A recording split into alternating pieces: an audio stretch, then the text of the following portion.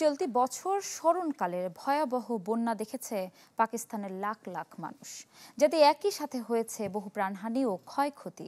দক্ষিণ এশিয়ার এই দেশটিতে বন্যায় বিপর্যয়ের পেছনে আছে কিছু প্রাকৃতিক ও মানব সৃষ্ট কারণ। এর মধ্যে অন্যতম কারণ হিসেবে বলা হচ্ছে জলবায়ু পরিবর্তন, দুর্যোগকালীন সময় অব্যবস্থাপনা, খনন ও বন উজাড়ের কথা। অগাস্টে শুধু খাইবার পাখতুনখোয়ার বিভিন্ন জনপদ বিলীন হয়েছে মেঘ ভাঙা বৃষ্টি, বন্যা ও ভূমিধসে।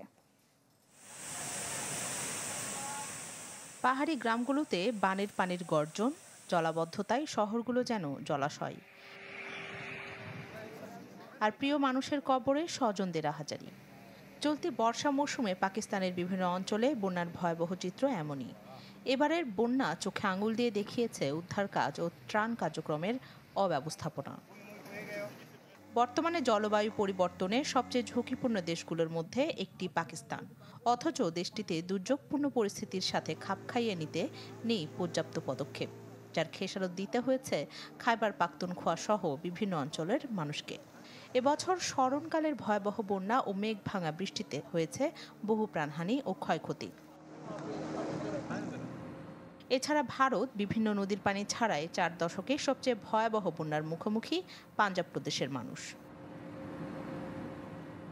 প্রাণহানি ও ক্ষয়ক্ষতির এই ভয়াবহতার পেছনে যেমন আছে প্রাকৃতিক কারণ, তেমনি আছে সংশ্লিষ্ট কর্তৃপক্ষের অব্যবস্থাপনা ও অসতর্কতা। বিশেষজ্ঞদের মতে জলবায়ু পরিবর্তনের প্রভাবে বৈশ্বিক তাপমাত্রা বৃদ্ধির কারণে বায়ুমণ্ডল হয়ে উঠছে আর্দ্র, যার ফলে অল্প সময়ে হচ্ছে অতিবৃষ্টি। এ প্রাকৃতিক বিপর্যয়কে উস্কে দিচ্ছে মানুষের পরিবেশ বিনাশী কার্যক্রম। খনন ও বনভূমি উজাড় করায় নষ্ট হচ্ছে প্রাকৃতিক জলাধারের ভারসাম্য। এদিকে প্রশাসনিক ব্যর্থতার ফলেও বন্যায় বাড়ছে প্রাণহানি। নদী সুরক্ষা আইনে 200 ফুটের মধ্যে স্থাপনা নিষিদ্ধ থাকলেও বিভিন্ন নদীর অববাহিকায় দেদারসে গড়ে উঠেছে বসতবাড়ি। এছাড়া দুর্গম ও প্রত্যন্ত এলাকায় অনেক সময় আগে থেকে দেয়া হচ্ছে না সতর্কবার্তা। পাকিস্তানের আবহাওয়া বিভাগ বলছে, বেশিরভাগ সময়েই ভারী বর্ষণের পূর্বাভাস দেওয়া সম্ভব হলেও ক্লাউড বার্স্ট বা মেঘ ভাঙা বৃষ্টির ক্ষেত্রে তা সম্ভব হয় না।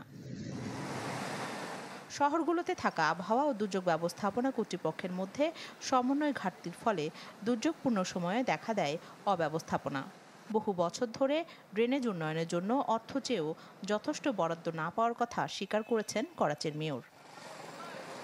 নির্মাণ শিল্পের সঠিক নিয়ন্ত্রণ ও পয় নিষ্কাশন ব্যবস্থা উন্নত না হলে ভবিষ্যতেও বন্যার ভয়াবহতায় আরও ভুগতে হবে পাকিস্তানকে, বলছেন বিশেষজ্ঞরা। রাখি জেসমিন, চ্যানেল 24।